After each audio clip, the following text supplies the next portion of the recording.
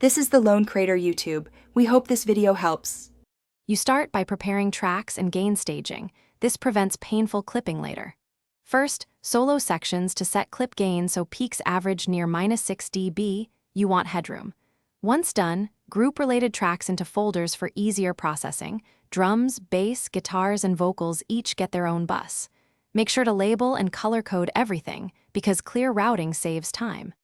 Finally, decide if you'll keep live input monitoring or bounce-in-place tracks to reduce CPU load before you add plugins. Now you build a mix bus chain to glue elements and control dynamics.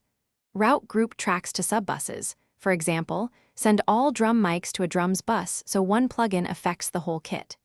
Use subtractive EQ first to remove problem frequencies, then gentle compression to even levels, and light saturation to add cohesion. Once the buses are sound, set initial fader balance and pan for clarity, and automate volume moves so important parts sit forward when they need to. This method keeps you organized and musical. Finish by comparing to reference tracks and matching loudness and tonal balance. This keeps perspective.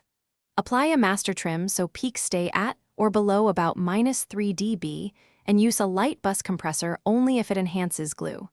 Then check phase and mono compatibility and automate fades to clean edits.